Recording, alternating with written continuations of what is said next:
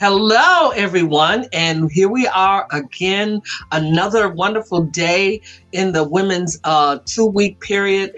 And this is the United Nations. This is our 65th convening on the Commission for the Status of Women. And we're looking from all across the spectrum and bringing in women to you to talk and tell you some of the things that they do, how to do some of the things that they do, and what the access is like for that, how they are faring, in the industry. I'm Yvonne Gamble, once again with you here, and I'm the co-founder of Women Leading Change Now. And as you know, we're a political advocacy organization, and we are one of the political advocates for the United Nations. So this is our charge to bring to you. But I got a treat. I got a treat up my sleeve that I am bringing to you. This woman, she even brought a treat with her. So this is Deborah Daniels, and she's all the way coming to us from Atlanta, Georgia, in the United States of America. And so we're going to let her tell us a little bit about who she is and just how she came about and what's so special about her. Deborah, it's so wonderful to have you here. We thank you for coming on and talking to the women around the world, and just tell them, who is Deborah Daniel? Hi. Oh, Yvonne, thank you so much for having me. Who I am, gosh, that's a big one. But who I am really is, I think, the epitome of what women can be today. I have been doing the entrepreneurial journey for about 30 years. I am a CPA. That's my claim to fame, and that's the business that I own. But I take it a different step further. I am an entrepreneurial junkie. I think for women, owning a business is one of the best ways to break the glass ceiling. I mean, my clients don't pay me differently because I'm a woman, right?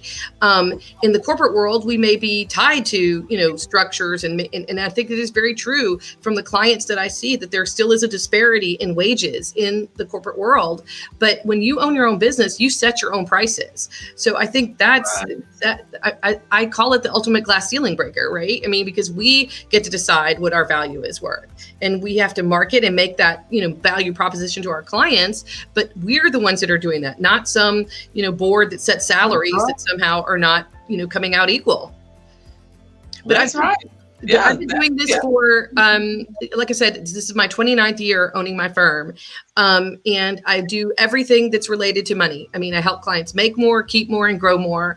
And what I mean by that from the making standpoint is I help entrepreneurs, especially women, because I think the conversation about money in business is different for us as women. We think about money differently. We act differently with money. We spend money differently.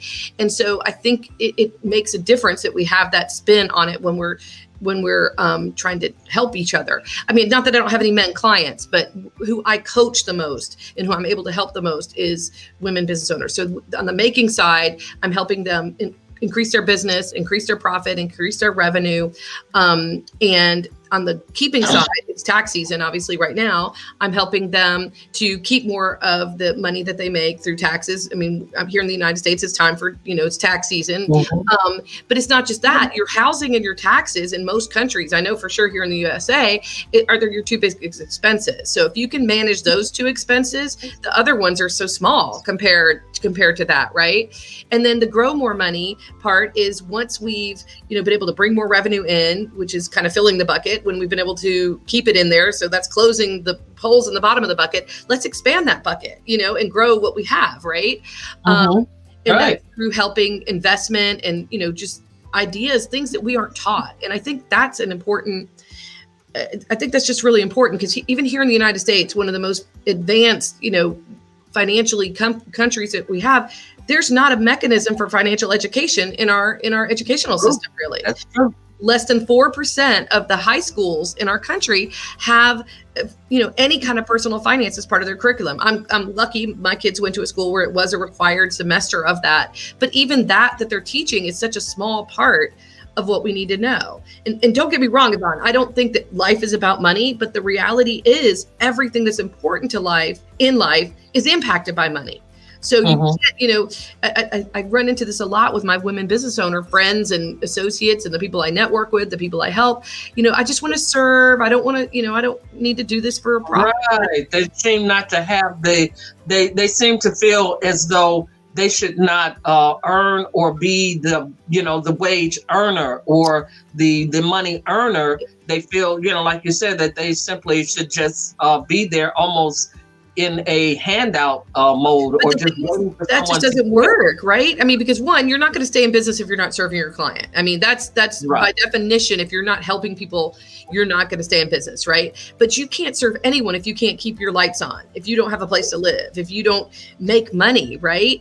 And so I think that women need to flip the switch on that a little bit, not feel so icky about asking people for money, or and not that men 100% have this either, but they have it a little bit more down than we do as far as asking to be, knowing their worth, being willing to ask for their worth, be willing to ask people to pay for what they're doing. Because the thing is, and I love this whole I love the word currency. I mean, that's why the highest, we have the Office of the Comptroller of Currency is the one that handles the money. And it refers to an old-fashioned kind of term, which is the flow of money.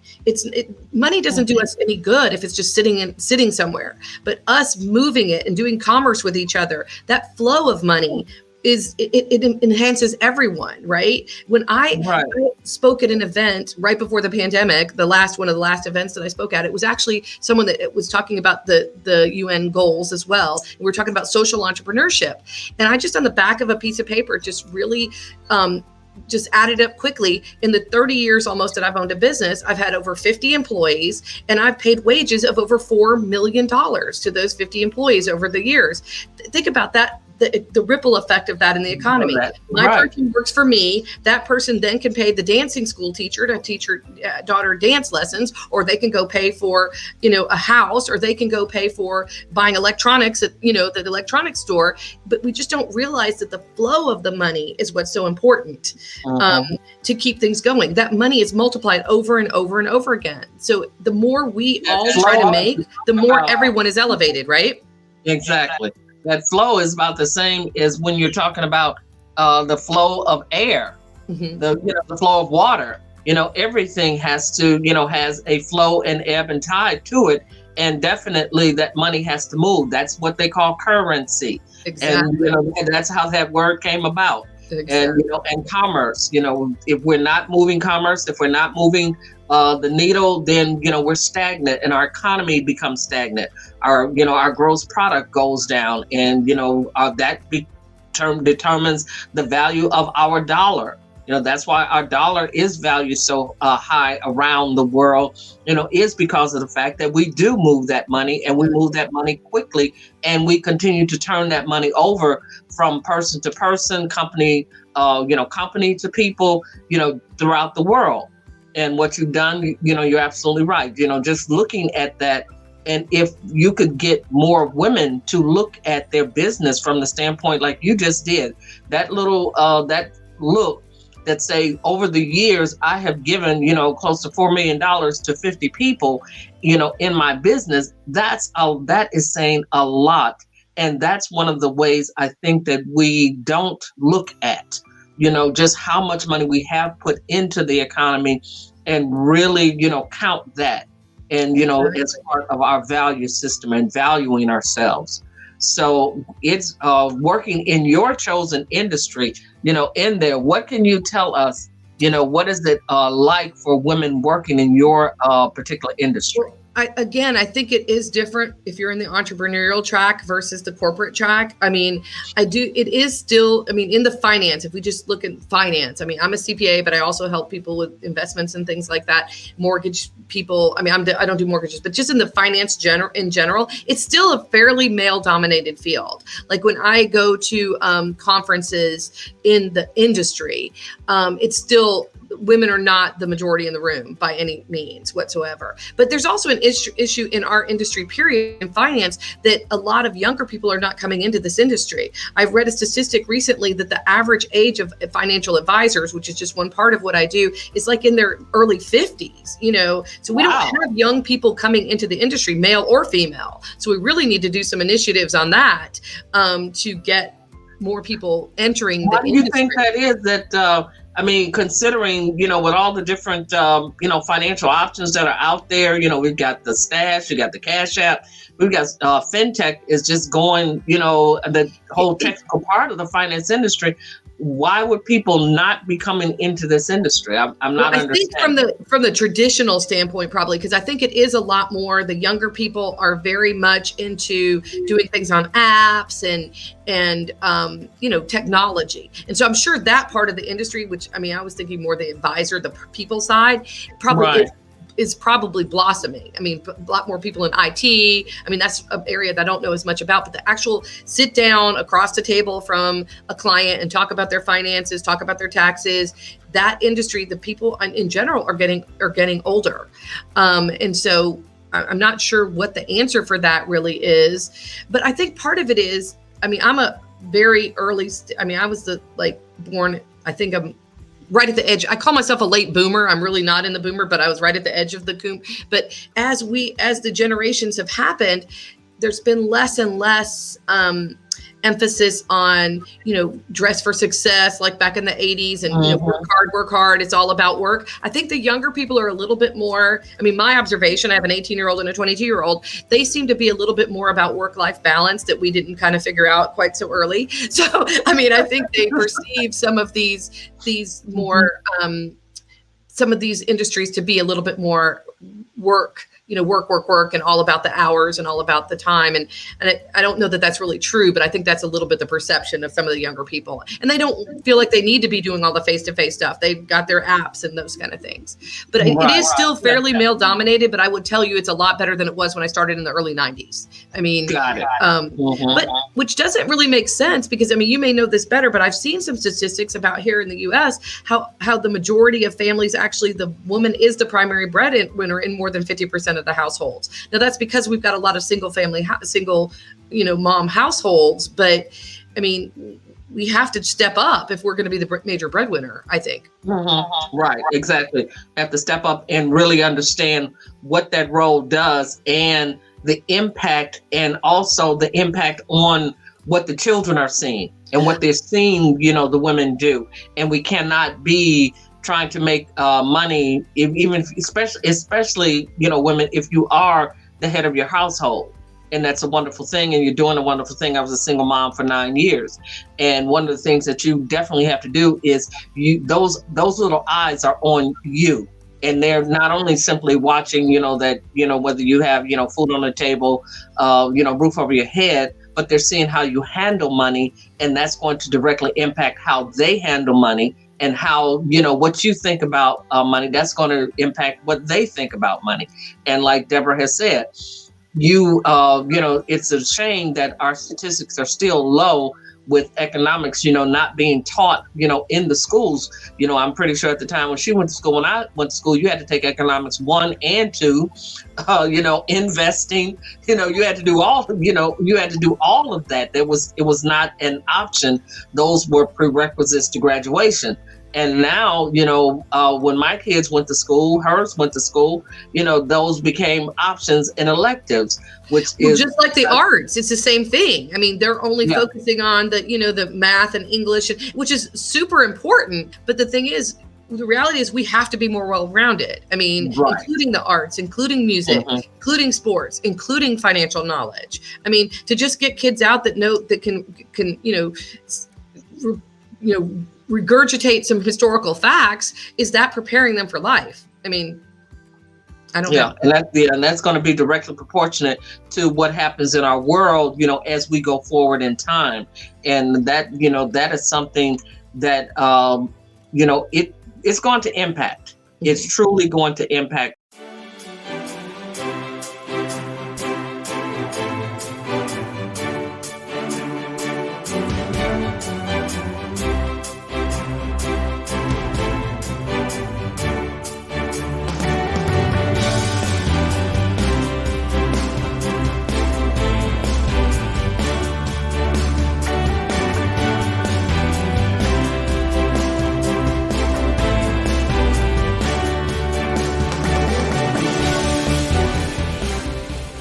us, and it's going to make a difference, in how we see the world, as we go forward.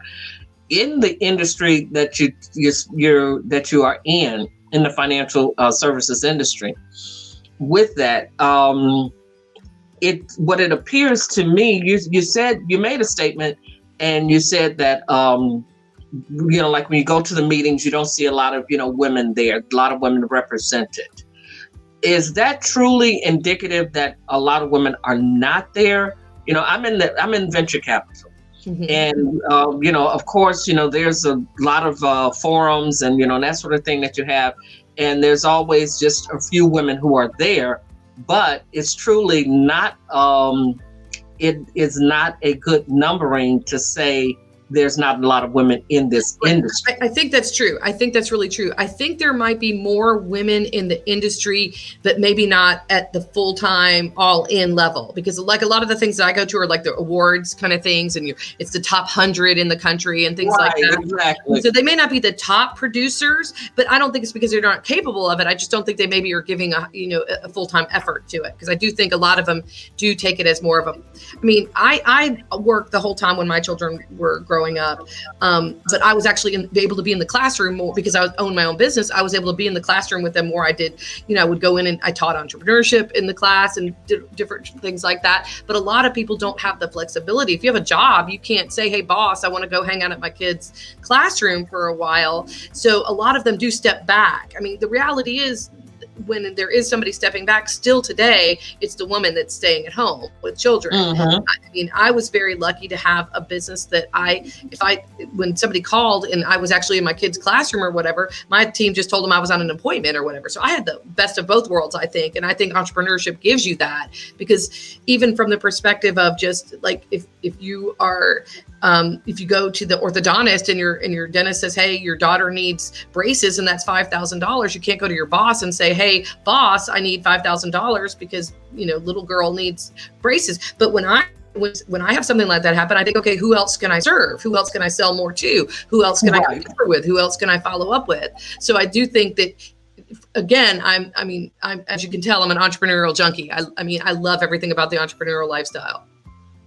Okay. Well, excellent. Well, that's it, ladies. Hey, you want to have more access to yourself and to others.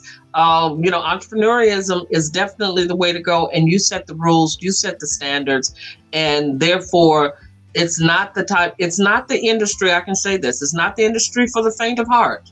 Deborah is a go-getter. She's a worker. She's been at this for, some 20 plus years. And I'm pretty sure, when she got started, like she says, back in the 90s and today, things are, a little bit different and it's easier, but she kept going. It's easier, but it's easier in general, though, Yvonne. When I started my business in the early 90s, to buy one computer with a huge, big monitor, you had to spend like $5,000, to just get a computer and a monitor. I remember those days. Now access to that kind of technology, I could put a whole new network in my office, 10 workstations for, for $5,000. So I do think it's almost easier now to get started in a lot of these industries. But if you just want to be in, the barriers to entry, I think, are so much less than they were. And I think women, I actually have clients that will sometimes call me and say, I was looking for a woman accountant.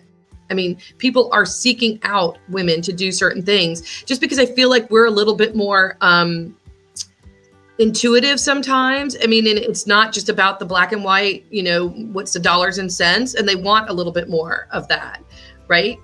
So I do think it's a great time to be a woman in business.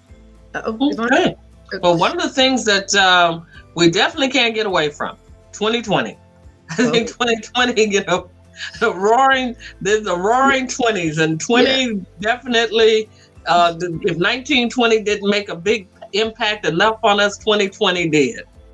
Yes. So, 2020 was an interesting year. We're almost exactly at a year of when really things started locking down here in the US. It's hard to believe a whole year has passed by, but I don't think you can talk to anyone and they would say that they did exactly what they expected to be doing in 2020, or that they were doing exactly the same thing.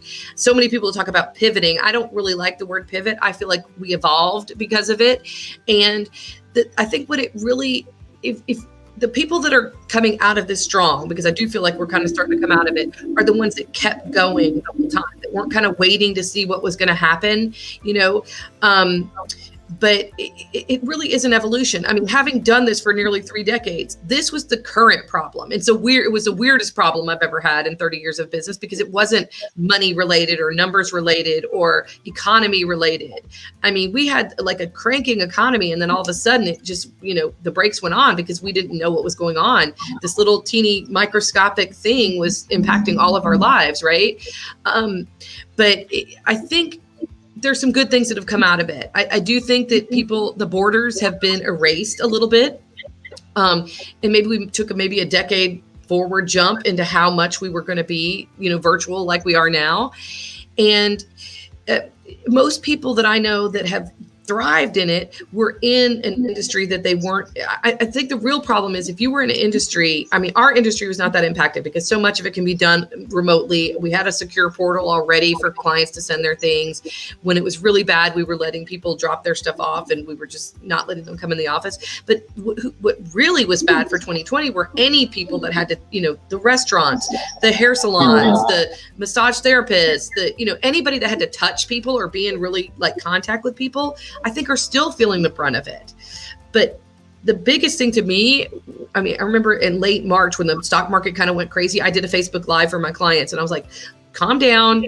This is not, a global financial markets craziness like, back in 2008. And the reality is you have to be ready. If it's not this wave, some other wave is going to come, right? Exactly. I mean, so it's really more concerning that they freaked out about what happened with the pandemic. It's really that they didn't have a plan to begin with. And I think that's what should come out of this more than anything, that you need to shore up what you've got going on, because if it's not the pandemic wave, it's going to be another wave. And the problem is they just don't have a plan to begin with. I mean, forget an emergency plan. They don't have a regular plan. And that you're absolutely right there. In the area, of financing, I find that people come, they want to get money, they don't have a business plan, they have no financial strategy. And I'm pretty sure when you come, you probably have gotten away from taking on clients who come with the shoebox of receipts. You don't take that anymore. Well, that or we charge them a lot. Went through that. So like you said, those that don't have a plan to begin with, and those, the ones who, the planners will always succeed no matter what is happening. So I know you have I want to hear, and I want the audience to hear and to understand. I want to let's give Deborah some time to kind of tell us about this Profit Path ebook. Awesome. Yeah, actually, if you go to this website, the www Money Reimagined, I basically have put together some of the highlights of several of this. I speak around the country. I can't wait to speak live around the country. I've been speaking virtually around the country all the time. And I talk a lot, again, based on, I believe the easiest way to create wealth is to own a business. It's really hard to do that when you're working for someone else. And so that's why I focus a lot on the profit and about revenue. And so in this ebook, I put some of my little gems that I give when I speak, and I go into a little bit more detail than I do when I speak. A lot of times when I'm speaking, I have 20 minutes or 30 minutes. So I'll give like bullet points, but the profit, it's actually a revenue fast track ebook. It's the Profit Path. And it just talks about different ways that you can raise your revenue, that you don't always have to go out and look for new customers. I'm a huge believer that once a buyer, always a buyer, and really you should go deeper with fewer people than trying to serve everybody in the world. It's just hard. It's disjointed. And I just give a lot of my things that I personally have done to help scale to 7 figures, help other people scale to multiple 6 and 7 figures. And it's got some really great tips in there about how to get revenue, what the revenue buckets I feel like everybody should have, and how to get to those revenue buckets. Okay, well, excellent. So everybody, you heard it here first. Go out, get your Profit Path ebook, go out to www.moneyreimagined.com and make sure that you have that, because you definitely will need 10 streams of income, and they need to be shored up. And that's between passive and active income. I talk a lot about that. Exactly. Pull down this information. This is here for you. So it's no excuses, no reason that when we're talking and we're talking about our 66th year, that anybody is saying, I don't have the money, I can't succeed. No reason not to.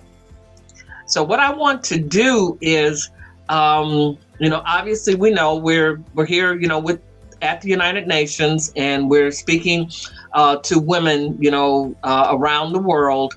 And one of the biggest issues that we all probably can say we have or we have dealt with, and we are trying to eradicate, and that is equality. And in your industry, it sounds like it's pretty much levels the playing field no matter what. Oh, yeah, definitely. I mean, because most people in this field are, it's performance based. I mean, you don't sell things, you don't help people, you don't make money. And so I don't think the fact that you're a man or a woman is really the determining factor. It's how hard you want to work, really. And I don't think there's any, I would say, barriers to entry in this industry as far as if you're a man or a woman. Honestly, there's a lot of initiatives. Almost every financial company has things where they're trying to help women become more active in the industry, from the financial side. And then, of course, entrepreneurship, everybody has access. But I do think that they're just in general, that access to capital. I mean, I think we're so lucky in the United States because we do have access to capital. I mean, from what I know about other countries, because I consume this financial information, economic information like candy a little bit, that the problem is some of the other countries in the world don't have as good access to capital, period, and certainly not access to capital for women. And you have to have capital. Just like back in 1992, I had to have money to buy that first computer. I had to have money to rent an office space. That's, I think, the really biggest determining barrier for anyone, trying to make more money, especially women, because I do think that sometimes it's still a little bit harder to access capital for women than it is for men. Mm-hmm. And with that, I will say this, what makes it hard for you to access that capital is not because you are a woman. It is because of the very things that Deborah came on and said initially. Being a venture capitalist and being in the venture capital industry, I can tell you with marked certainty, I've been in this industry for 35 years. And what I see, I've seen it again and again and again, and that is coming to the table without a plan, without an ironclad business plan, an ironclad financial strategy, and the value that you're going to actually bring to whomever, whether you're asking money for a sponsor, whether you're going to a commercial lender, or whether you're going to an angel investor or a venture capitalist and you're trying to get money. It doesn't matter. You have to have a plan. You have to be able to clearly convey that plan to someone. And that will be the determining factor. Exactly. Women are by far, have set up, some funds, and women have had funds for years where they give to other women and they fund other women's businesses. They do sponsorships, all of these types of things. But what you can't do is you cannot be timid. You have to come and you have to be strong in what you are doing and what you want to do. And you have to convey to whomever you're going to how you're going to repay, or how you're going to make money for them, or how you can help them to market their services that they have. So you have to be clear about it. So let's not, I don't want us to rest on this, where women, it's like somebody standing there in the doorway holding you out, because most certainly if you look at a woman like Deborah, how she did her business as a CPA, she stepped out and she's doing her business herself. She could just as well have gone to an Arthur Andersen and or Deloitte and Touche and worked for them, and probably not has been as happy, not been able to be with her children, not being able to be all over the world, giving out, her speeches and speaking on these very types of things, or have written some of the books that she wrote had she worked within the corporate confines. She decided not to do that. And so she didn't say, well, I can't do this because somebody won't give me some money. She's like, I've got a talent. I have a product, I have a service that I can provide. And so therefore, I'm going to go to people and I'm going to offer that service, and that's going to give me the money I need. So there's always, if there's a will to do something, there's always a way to do it. And with that, Deborah, I'm going to give you the last words to, to bring forward to the ladies and the gentlemen, who are watching. Well, awesome. Well, I think the like a parting thought again is the biggest thing is money is not what life is about. But the reality is, again, everything that is important is impacted by money and having money to be able to do that. Not just for ourselves, because the reality is when good people make good money, they do good things. I mean, I've just seen it. I've experienced it myself. I've seen hundreds of clients that live by that tenet. And I think we have to all realize that whole flow, the better we all do, the better everyone does, right? Because as that money is flowing, as I make more money so that I can pay more people, and those people can go and buy goods and services, as I think we need to flip the switch a little bit on the whole conversation about money and realize that it's just a tool and not have the attitude that against people that are doing things again, I did this not because I had a ton of capital, because I worked hard for 30 years, and people don't realize that it's really about working hard and helping other people. It pays off. I think that's what I would want to leave people with, that anybody could do it. I started at zero 29 years ago, and I have a fairly big business now. And like I said, I've employed 50 people. I've spent $4 million in wages from nothing. And so just find the information. If you don't know what it takes to start a business, there's tons of resources out there. If you don't know about money, there's tons of resources out there. And just be willing to step out there and get the information that you need so that you know what the next step is, I think would be my parting thoughts. Okay. Well, thank you so much for that. And with that, we're going to thank Deborah Daniels so much for coming on board and speaking to us and giving us some of these wealth success tips and pathways to success. And we look forward to having her back, on the show sometime to talk to us a little bit more. There's a lot more in here. There's a lot more to this lady that you didn't even get a chance to even touch on. But that's it for us for now. And we want to thank you again. And thank you and have a great day. You too.